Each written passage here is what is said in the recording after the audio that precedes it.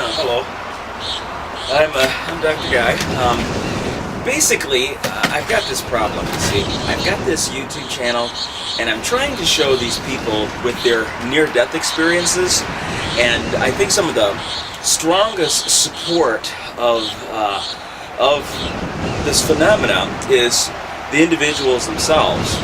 As a psychiatrist, I've interviewed a lot of them, over 100 of them actually, and I'm pretty impressed with their stories. But every time, only a small fraction of the stories I record actually make it on my YouTube channel. YouTube kind of yanks them a lot, and so I'm going to try some creative ways of getting the content onto my YouTube channel without totally violating the copyright thing. So what I'm doing is I'm adding extra footage to the clips, and by adding my own footage, I'm hoping that they'll let me keep the content on the programs that I put on my YouTube channel. So anyway, I brought my flat screen TV out here in my backyard so that I can show you my YouTube stuff. Okay, so these are basically clips from I Survived Beyond the Back, and hopefully with the extra material here, they'll allow me to keep it on the channel. So here goes.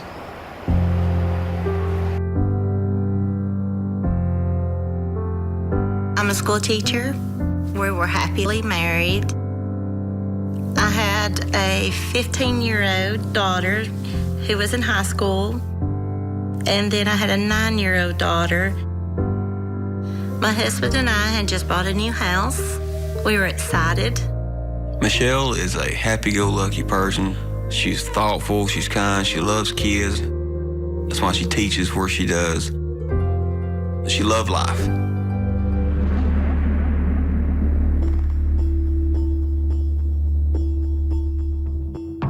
I started having sharp pains in my side, and there was a cyst. It was very small, my ovary. They were concerned, so we made the date to go in and take it out. They were going to do a laparoscopic surgery where they would run a needle into my stomach and laser it out. It was outpatient, so they expected me to go home that evening.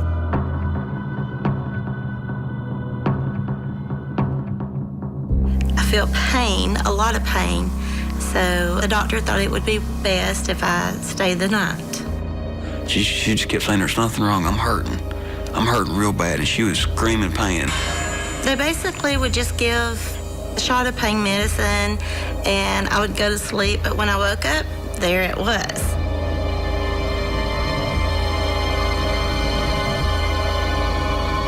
When I woke up, I panicked, and I looked down, and it was real sticky. It was brown, and from what I could tell from the incision, it was leaking. And it was just brown. All over the sheets were just brown. And the doctor came in, and she said, "I've never seen this before." I knew something serious was wrong.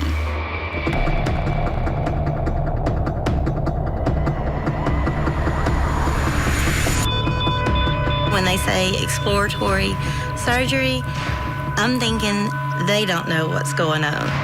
The last thing that I remember saying to my husband before I went into the surgery was that I was scared and that I loved him. I was terrified.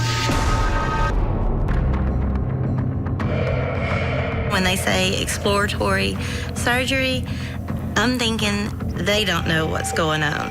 I was terrified.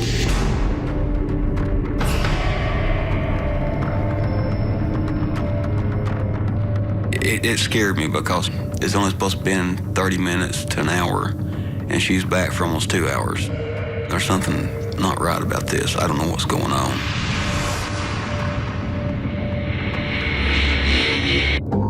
They told me that the intravenous needle had poked her bowel, and whatever was going to go through your bowels, it was actually pouring out into her bloodstream.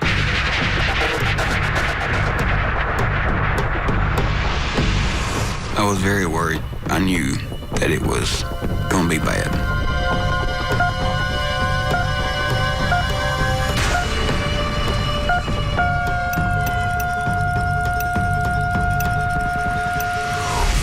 The next thing is that I'm kind of in an area where I see a river, and it was just sparkling and so blue. You could never see a blue like that in your lifetime. The colors are vibrant. And then I look over to the shore, and there's my mom. And my mom had been deceased for 2 years. When she passed away, it just tore my heart out. She was my best friend, and she was there just waving at me, "Come on, come on."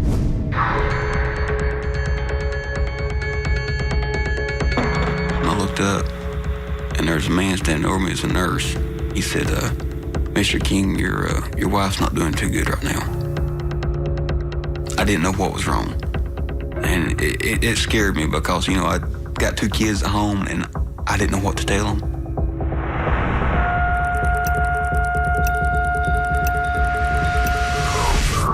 My mom had came running across the green. She just had just a heavenly glow to her. She was 64 when she passed away, but she didn't look 64. She just had a wrinkle-free face, and I did notice that she had 2 legs. She had to have an amputation, so to see 2 legs on her was great.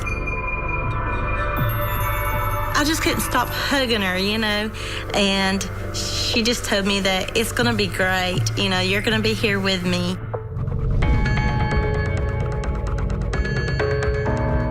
I was bawling my eyes out, and I was so scared, and I just went on my knees and broke down. When I first saw my mom, I was like, this can't be true. And she was just encouraging me to go with her. Come on, it's gonna be great. I had to think for a second that I'm in heaven. This is heaven, I'm in heaven. And then it hits me, like, oh no, I must be dead. My girls are on earth and I'm in heaven. I can't be because my girls will need me.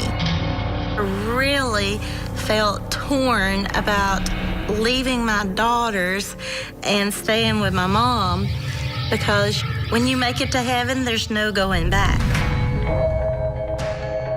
The doctor walks out, and I asked him, I said, "Do I need to call anybody?" He said, "You need to call everybody that needs to be here." The first thing I did is I picked up my phone.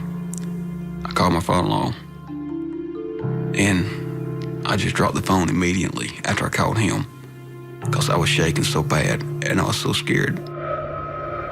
I just said, "God, please don't take her from me. I won't be able to go on without her. Please don't take her from me. Please don't take her right now."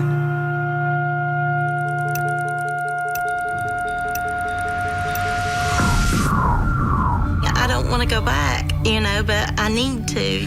I really worried about my girls and my husband, because what would they do without me? At that time, I felt a hand on my shoulder. Just a touch. It was very calming, a very peaceful touch. And you just know when things like this happen, who that hand belongs to. And I just knew that that was Jesus' hand. At that time, I felt a hand on my shoulder. And I just knew that that was Jesus' hand, because I got a warm feeling throughout my body.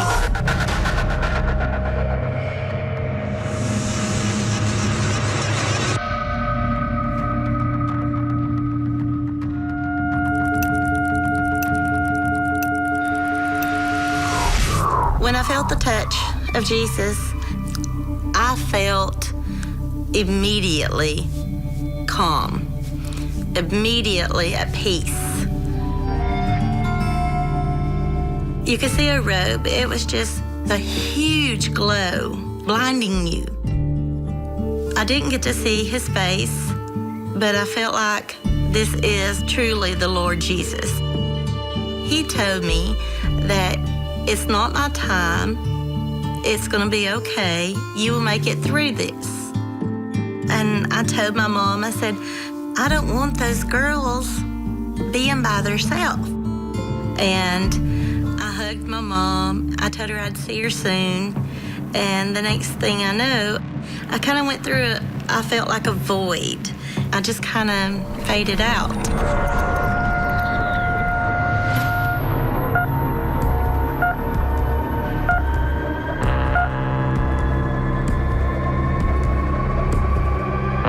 The doctor finally come back out and told me that they got her stabilized. And she flatlined twice.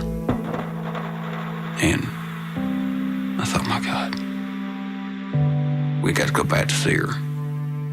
And it was just unbelievable. All the tubes, I mean, it didn't even look like my wife.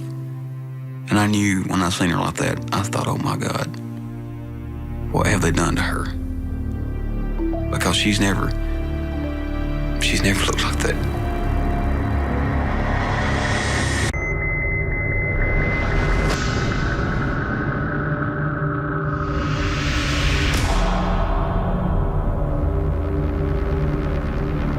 He said, we didn't close her wound up. It's just packed full of gauze. And what we're gonna do, she still goes in anesthetic. Take the gauze out and cut dead skin, dead cells out of her.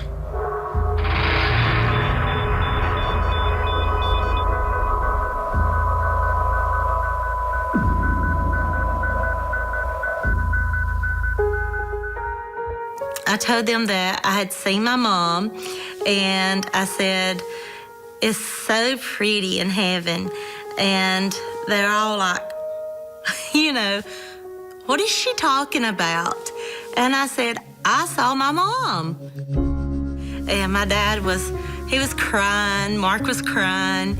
My pastor was even crying. I didn't picture this in my mind. I truly went to heaven. And then I truly came back. I think she made the choice to come back because she knew we needed her, and she knew I needed her.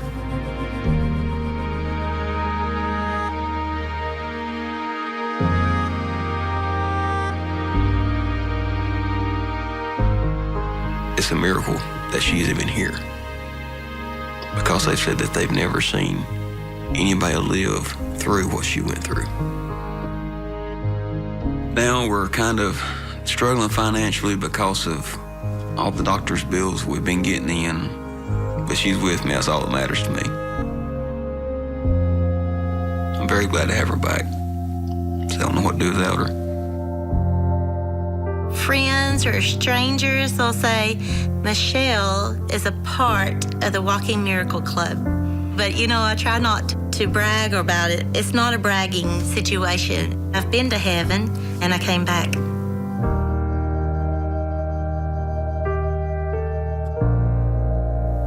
Being able to go to heaven really impacted my life. Before, I was greedy about my time. I was greedy about working. Now I know to just leave schoolwork at school, come home. I learned to take life one day at a time, because you just don't know when your time is up.